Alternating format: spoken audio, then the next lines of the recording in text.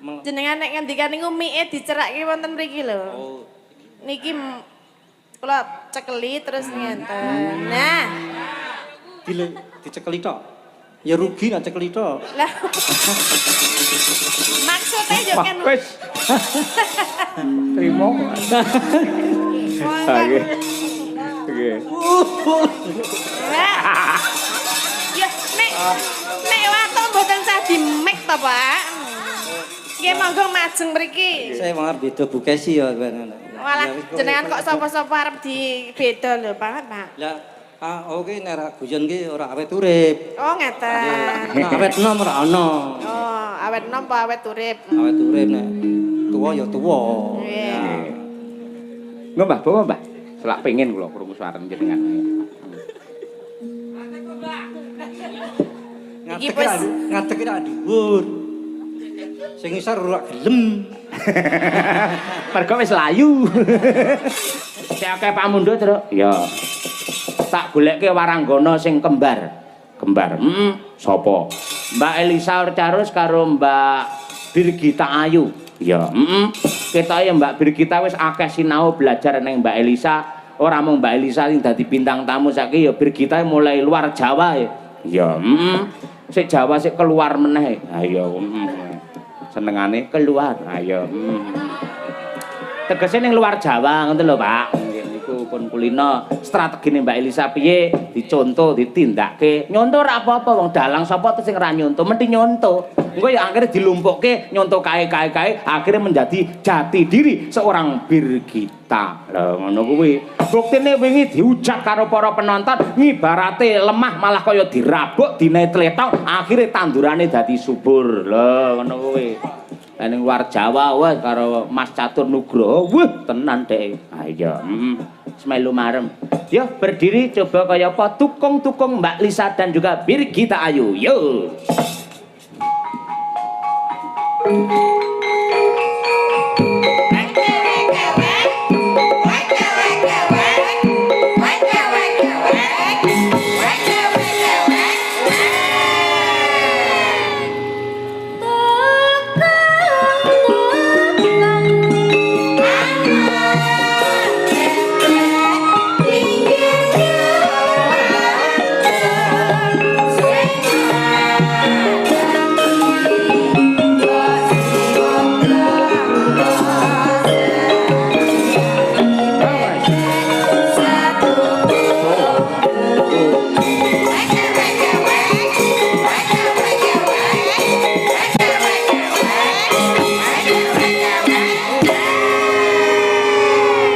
Para lenggah mang tamatke mang pirsani mirip kaya jambe sinigar ora ana sing basa ora ana Piye plek to? Plek-plek. Padha cantike dedege ya padha. Le apa ki jenenge cantas ya padha. Dedek piadek ya padha. Dedege ya padha, pakulitane padha, mung bedane lek Mbak Elisa irung duwe pacar lek Birgita iki solan salin terus. Oh, gonta-ganti to? Piye resep kok iso entuk birang-birang iki? Ganti iki ora, tapi tambah. Oh, lho. Tuturana Mbak Lisa iso kaya ngono lho. Jiwa wanitane ana ngendi kaya ngono kuwi. Tambah iki ya ora apa-apa. Emang kalau memang belum jodohne ki ora apa-apa. Bulak akeh sing akeh sisan ora apa-apa. Kan masih penjajakan, penjajakan engko kira-kira ngendi sing paling cocok, paling plek karo kowe ya engko ge plek-plek. Maksudnya menuju ke kompak gitu loh, menuju ke plek-plek kaya tatin pas nglunjak ngono ya. Plek-plek. Ayo. Ora pas jupuk nganu to nyengket. Nengke aku lho kates ngono. Nyengket kates to. Ya iki enjang-enjang tasih kathah menika ingkang tasih bunga luar biasa matur suwun. Nggih. Estu lho Mbak Lisa piyai mriki kalian jenengan lah tresnane ora umum. Aku ya ora pati ndunggo ngono. Oh, karo Gondomono. Gondomono luweng. Aku ya anu tadi tuh lupa loh aku kalau gak lewat gerbang itu. Wah ya aku wis tau rene deng gitu. Lah kemutan. Kayak angger duwite entek lali modele. Ayo. Mbak, berarti jenengan karo Mbak Tatin tekane pas udan mau. Pas nggih, pas Jawa. Terus piye carane piye ben ora kudanan? Hah? Ben ora kudanan. Ya nganggo payung kan. Terus sampean kok ngomah nggawa payung? Lho yo enggak, sik kok ngomah nganggo gerobak to, mosok yo nggo angkong. Maksudnya ning mobilmu enek payunge ngono lho. Onten. Sedia payung sebelum hujan kan. Ya mesti disediakno payung. Lah kok takon kuwi ngopo? Lah aku ki yang mendalang ya. Dalang lak sik jejer. Mabres ngene. Aduh, Elisa piye? Iki mangko urung teko. Lek teko kene mesti pas udan iki dhek diudani iki mesti ngono. Maksudnya iki dianu lho, kena udan banyu udan ngono lho maksudnya. Diudani to? Iya. Diudani to? Sik to. Biyo wong Jawa bener ngoten nggih, Pak. Lek udan lek diudani to. Lah iki dudu wong Jawa mboten ngerti ora. Oh nggih. Kula wau sampe diudani sih. Tapi selamat. Hah? Masyaallah. Sing ngudani selamat. Kula sing selamat. Kula diudani tapi selamat. Maksudnya tekone rene wilujeng selamat. Saged ke panggih sederek-sederek, seneng, regeng, marengeng. Lah sinden omongane ting plekutuk wong kena suweneng ya ngono ae. Lah kaya mudeng ya Pak Bu iki lho. Mudeng ora. Ora trima wong kene to Pak sing seneng Pak. Dalange kan ya seneng to Pak. Iki aku wis mencoba ben ora tekan kono. Aku ki wis cara macan wis bubuk manis lho. Lah kok mak utik-utiki karepmu piye, Bir? Ya gak apa to Pak pancen. Iki kudu tak bocorke setetek. Apa Mbak? Setetek. Setitik setetek. Mau iso ki Pak, Cahyo ki WA jam 4 esuk. WA sampean. Masyaallah. WA jam 4 esuk. WA piye, Mbak? Langsung ampun ke supen nggih, Mbak, mangke dalu. Supen, heeh. Profesional ngomongane job. Kok isu-isu to Pak, aku ya gitu. Jam 4 isu. Jam 4 esuk. Subuh. Ya ampun. Kok enjang-enjang to Pak gitu. Ya terus dia ngomong kok belum bobok to Mbak. Aku kudu jawab piye? Ya wes aku tak HP ku tak uncalke ngono njo aku turu wae ngono ndak tekan ngendi-ngendi bener ah. Iya berarti sebagai wong wedok kan wis jejek kan menjaga betul menjaga. Nah, sik to, sing jenenge ning YouTube iki piye akeh wis ngerti. Lek sampean diikrarkan sebagai adike utawa anake Bu Kesi. Lah berarti aku lek bapakmu utawa kakakmu to. Apa salahku seorang kakak ngabarke adik yahene kok belum bobok? Ya salah to Pak. Salah piro? Ya jeneng salah, ya salah. Salahku apa? Salah jenengan kan jenengan pun punya istri. Kudune gak entuk ono WA orang ngono kuwi. Lah apa aku salah wong WA aku tak lebokne WA dheke ora. Anu tegese dheke tak WA-no lho ora. Heeh, wis mlebu jenengan. Oh iya. Iya. Ya ora iki mungkin carane saking senenge soalnya udah pelunasan rong dino ke bengker kan. Lah dadi Pak Cahyo ben ra mikir, bengine aku kok mayang-mayang wae dadi isu kabeh wis dilunasi tak takon Mbak Tatin mau pelunasan jam piro? Mau esok lah ya berarti lah esok kabeh kok. Ya ora tak istimewakne to. Kabeh esuk jam 4 mergo mambengi lak wayangan. Timbangane keturun tangi ku awan, gandeng wis dirampungi karo Pak Sutriyoso akhire kabeh sinden iki tak transfer dhewe-dhewe nyok. Lah kok sinden madang karena kok mau sore Pak ora mau isuk. Jarene jenengan buat anu adil. Kok sinden madang karena kok mau sore. Oh, aku itu bukan urusanku dengan bintang tamu 2 ini. Kamu urusannya dengan kuwi karo kae. Oke sih.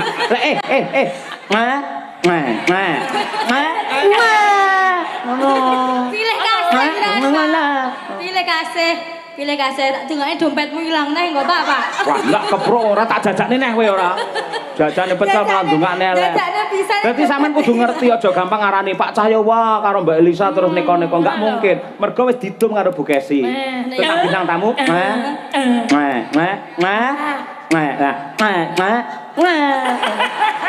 Kompak ngono maksudnya kompak. Iya kompak. Seneng ngene iki. Iki mau aku ya mau komen Pak, mumpung. Apa, Mbak? Ini kan tadi ya ono sing komen sorone iki kok ono bintang tamu nganti tekan ngisor jaluk-jaluk duit ngono kuwi. Iki ora kon jaluk saweran ki enggak. Iki jenenge apa? Tema hari ini wayangan ki ngopo iki jenenge?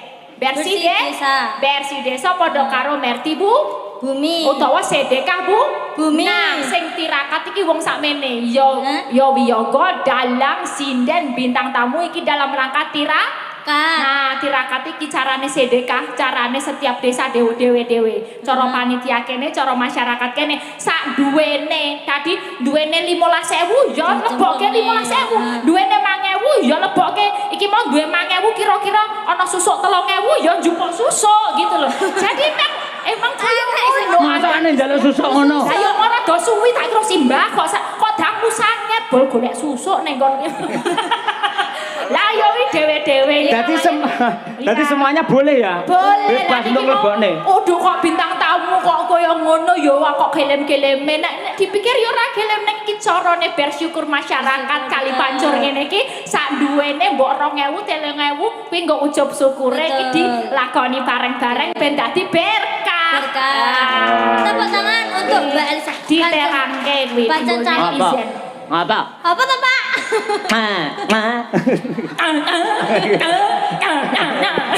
Pancen Mbak Elisa calon dokter, Pak. Jadi ya Alah, aku calon dokter. Aku ki ya wis magister, ora suwene ya dokter. Lah aku masuk angin ini dokter akhirnya aku. Terus? Terus periksa. Asam lambung. Ki lho Mbak Elisa ki mengape to? Dhek kan medun to. Semua orang boleh memasuki to. Heeh to, Mbak? Boleh masuk itu lah. Boleh masuk. Lah kuwi tegese sangat merakyat kaya ngono kuwi. Dadi semua orang boleh masuki ya? Boleh memasukkan, bebas.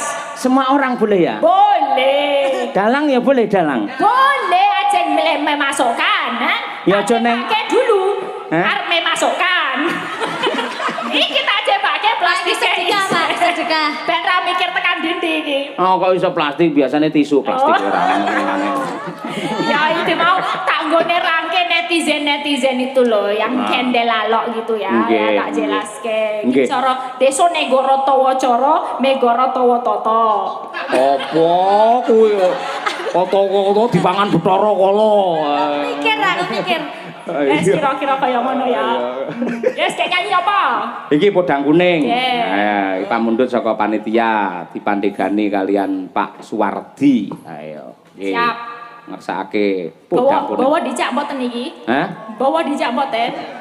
Dijak no, melu nggih. Iki tulisane genah bawa podang kuning. Ndi to, Pak? Hah? Tenanan to, Pak? Well, Oh iya, Pak. aku jujur wong ayo maksamu. Iya.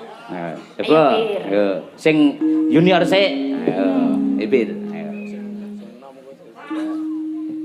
Nadia Pirpon, Pak? Pak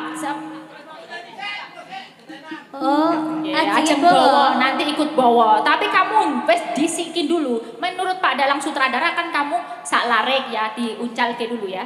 Lempar dulu deh. Nadyan wujud temung peksi. Saya boten Pak Bu. Saya tak. Kayak regi pinten niku. Ayo. Larang. Remuk. Padak. Seni jaluk dikekke. Tuku larang. Larang. Tambahin boten. Tambahi ya. Opermek napa tambahi? Tambahi no. ben marem. Cengkoke sing biasane napa sing mboten, Pak? Si dari kok kakean takon yo Pak yo. Ayo takon, bar takon-takon bar isu njal undaan. Birbit.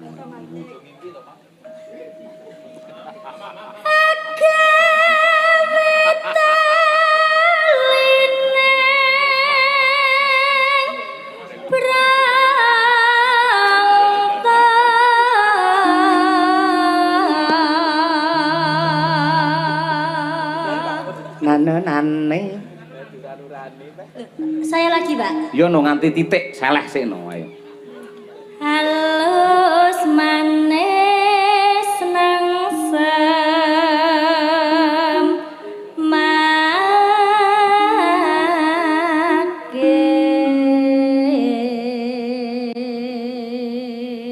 Hop, lah titik ngene penak. Ayo. Terus? Iya, Pak. Hah?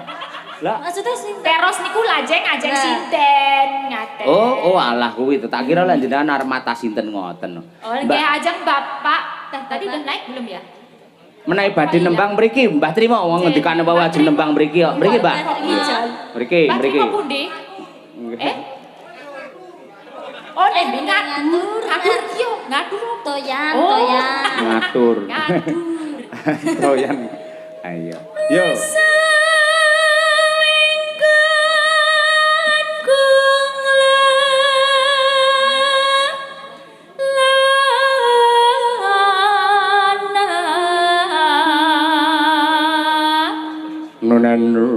Malah ngajari. Jenenge dalange pantes yo ngono, sah-sah. Oh lah iya. Biyen biasanya aku piye-piye kowe meneng ae saiki protes ya ora. Ya kan ada perkembangan, yang namanya cerita itu ada kembangannya. Nek rano protes-protesnya enggak ada semburan-semburan cinta. Betul lho, Mbak. Sudah mengakui dia telah menyemburkan cinta. Wah, iya.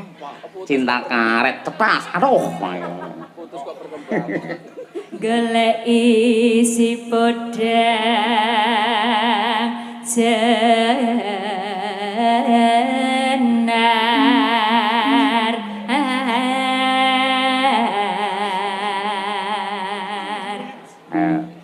Lah niku sampun, Mbah. Mbah, Sios boten. sios boten, Mbah. Mumpung tesih kalih larik niki. Serung rampung le pipis. Nggih, pun niki sampun. Pak. Oh, mriki Mbah trimo. Mriki, Mriki. Niki, Mbah. Minggah, Niki, Mbah. Mbah, tasih kalih larik niki. Heeh, digembol. Salune, Mbah, jelali, Mbah. Seselane niku lho. Selane. Mriki Mbah ampun mudhun sindene kula bingung nang kene mati kutu nang kene. Ora nek kancane. Nggih, di sini aja Mbah Trimo. Nggih. Boleh. Apa ya? Apa iki, Mbak? Iki sang ketua panitia tepuk tangan untuk Mbah Trimo luar biasa. Sehat, Mbah. Wah, matur sembah nuwun. Nggih, mengke dipun baca Pak Dalang nih. Yo sampean no. Kula mawon. Lah kan sampean wis dadi astradaku. Oh, Ayo. iya, oke. Mriki, Pak. Oh, kung. Iki, Mbak.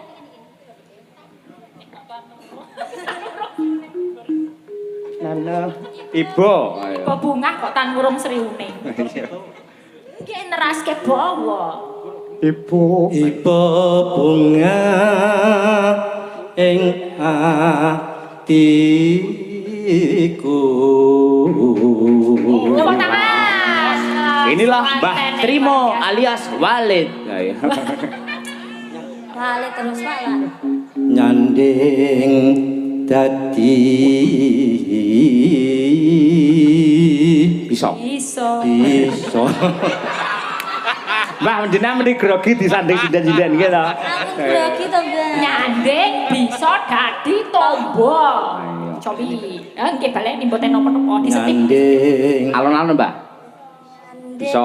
nyanding bisa Dadi? Putra. tombo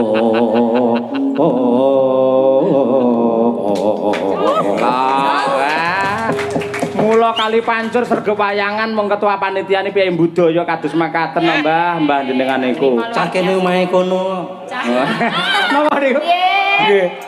Mbah, jenengan semangatnya luar biasa, berjuang untuk rakyat luar biasa. Ning kula nyuwun tulung siji. Lek ngenyang dalang aja kaya ngenyang lombok lho, Mbah. Mosok kacek 500 sing jenengan nesu ngono. ora kencang kae iki Lah apa? tak peres Peres masane nek sapa diperes ora jenengane. Ning elok jenengan sehat panjang aku yo umur. gumun dong karo jenengan niku Napa, Mbah? lah bukesi nek kladene semua ijo isine jajan tok ngate aku bermangan no. Sinten? Lah bukesi to. Lah mergo jenengan mriko lak nggawa panjer. Lah gur wong dolane resik meja niku. Aku yo gumun Niku do golek piring dhewe teng pawon kok. yo dasar mulai kaya mbok gawane kresek lho kaya ora iki lho. Napa? Ning kula matur nuwun mau kanca-kanca teng mriki untuk tombo jenengan paringi gule walah gule kaya ngono. Ini Mbak Elisa. Gule. Mau kan tak jak mandak. Nggih. Ciri khasnya ngono. Ciri khas niki nggih. Bukannya kowe tak jaluk-jalukin ya. Boten. Ini seduluran. Seduluran pinten-pinten kemawon niku tondo tresno. Mendekat. Mbuh 2000 mbuh. Lah nggih. Ana gedhe ya ana Ana cilik. cilik. Nggih. Ana sing cilik? Cendak. Ngono lho. Mbah nyanyi sareng-sareng nggih. Oh iya. Ampun mandhap riyen. Sareng-sareng. Nggih dikancani dua bidadari. Ayo, sareng-sareng mboten sari-sari lho, Mbah. Sareng nggih. Sareng-sareng. Podang kuning, nggih. Matur nuwun gulene, Mbah. Elok tenan. Ayo. Sing masak sinten, Mbah? Bu sapa sing masak niku? Oh anu masak putih. Masak gule niki lho, Mbah. Oh. Ngono. Dandake. Dapur sekar. Heh? Dapur sekar. Oh, dapur sekar seni karawitan nggih leres. Dapur sekar. Akhirnya dadi podang kuning ayo nggih. Nah, Mulane kula dijenengke trima iki mbiyen niku bapake kula sok ra trima. Non ngono mbiyen bapake kula sok ra trima. Sok ra trima. Iya. Lah kono ra kirim ngono ya, Mbah. Esuk awan iki tetep ra trima. Nggih, Mbah. Kula kan iki judule kan esuk awan to.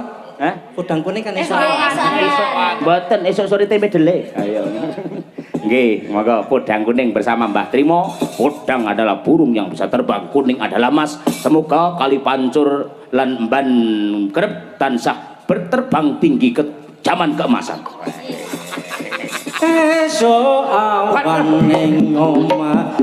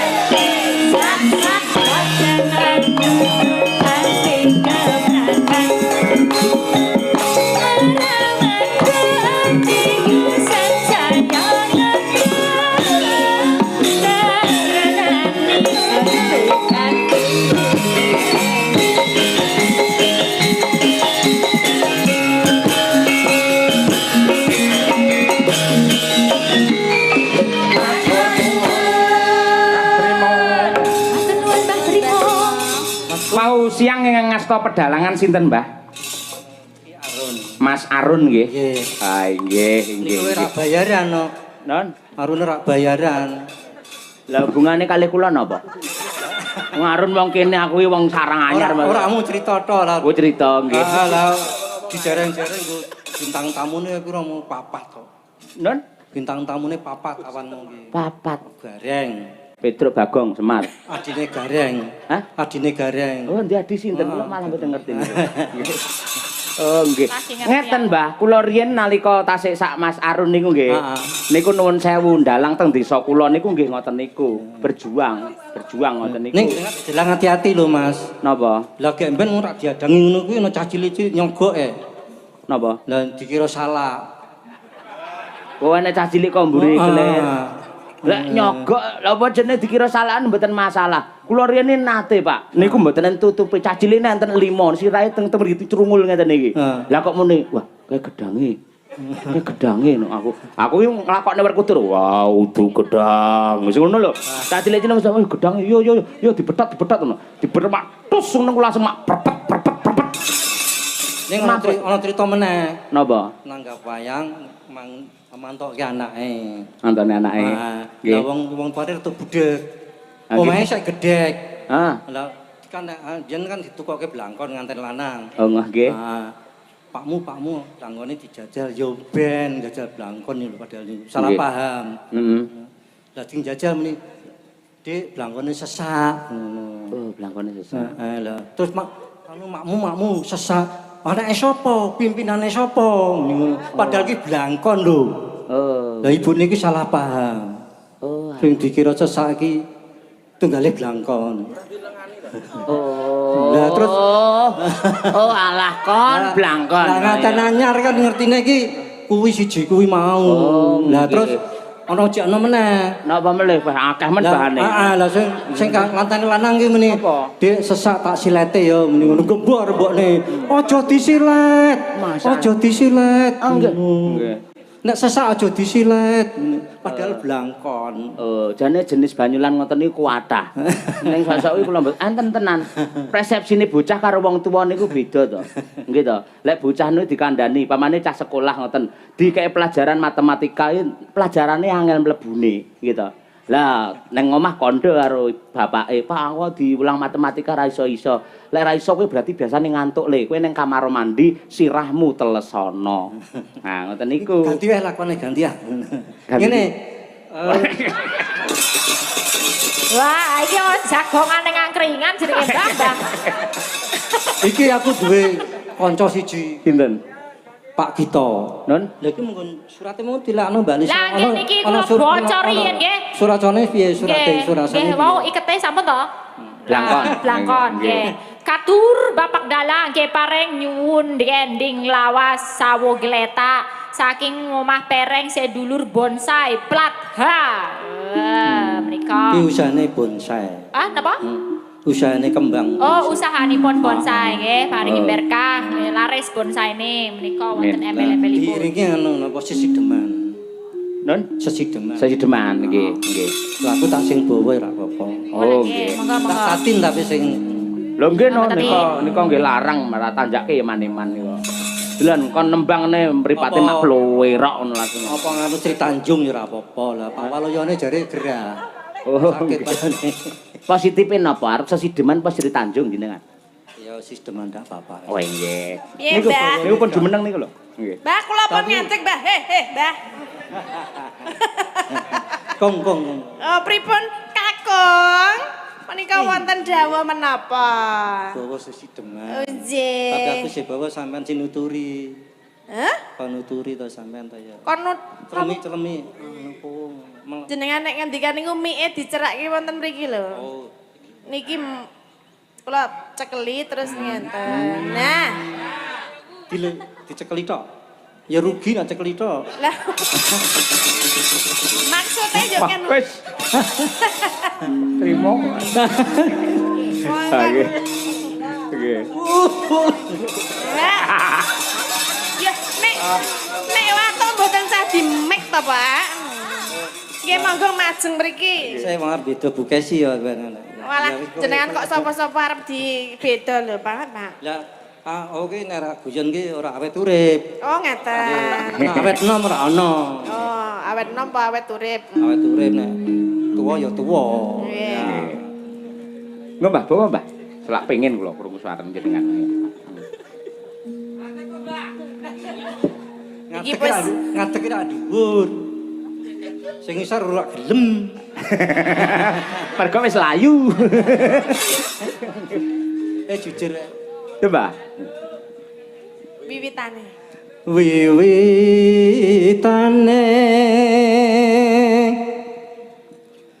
handere sang paket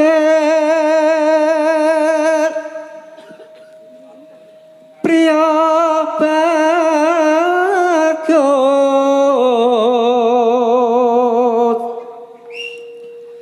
kang olah budaya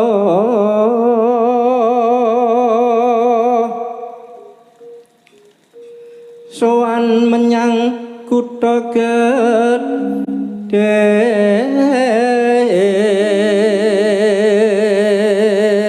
sing kok anyar Penting tiba ora apa-apa. krungkep bendera terus kayuyong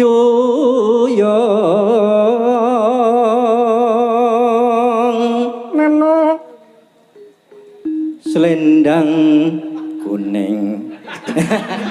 Pak Dalang iki mbok ora warai to Pak Dalang. Jeglong-jeglongke aku ya. Mboten jeglongke, estu cengkoke enten loro pancen. Dadi enten NU kalih Muhammadiyah ngono lho. Wis jenengan sak metune jenengan mawon sing pundi? Wis iso gelem metu. Waduh. Ya mbok diperes wis ra gelem. Ha niku manut gendere. Nenenono. Selendang kuning. Selendang kuning kang saking bukit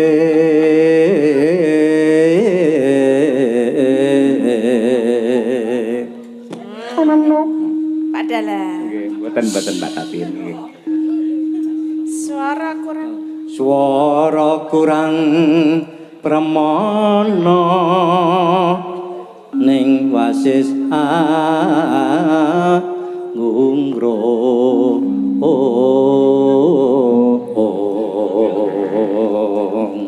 Ngungrum maneng sinten Mbah Trima?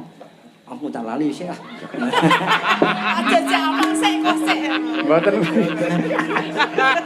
Anu, endi nek dijagat ono godho. Ono godho kok. Wiwitane andere sinten? Dari Mas Cahyo. Nara ana godho meneh nara ngandel takok karo Mbak Kesi iki lho. Godho mesti ono. Sing diarah bojoku terus ta. Terus iki Pak iki. Siap-siap lho Bu. Aku ngerti kuncine oleh Mbak Kesi kuwi. Kuncine nomor pinten? Lah sampean ora Kuncine ngono wis dikunci carane. Apa to, Mbah? Nah, ya ora. Ya kon sing lurus ngono lho. Oh, nggih. Sing lurus. Siap, nggih. Nek pas nganu ya kadang-kadang ya mega. Oh, nggih. Mula bojo sinden nek kon lemu ki ra iso mergono dalange menggak-menggok. Nggih. Nggih. Leres, Mbah. Nggih. Awas, Mbah. Ayo, Mbah. Anggung rom. Anu Anggung rong marang bendara diasulis tio napas pijer mincang Pijer ngincangake alis. ora kelengan pijer ki mak cerit ngono pikirku. Jenengan nganggo wong sing sedeman nganggo trit barang. Lah kelingan jaman biyen kaya pijer mincang ake alis. Mas masuk. Terus tresno sesideman.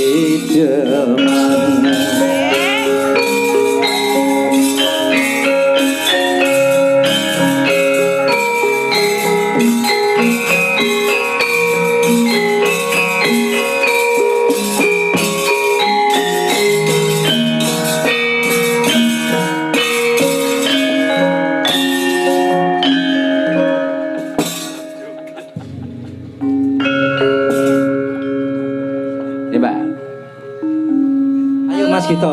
Monggo Mas Gito. Cita ora Mbak. Mbak, aku tiwas semangat kok Mas Gito. Tanggung jawab aku wis semangat lho. Panjang tak kon mangap. Lah, Ora tak mangap tak brungkal. Wah, Jem ya. Coba. luwe becik patenan.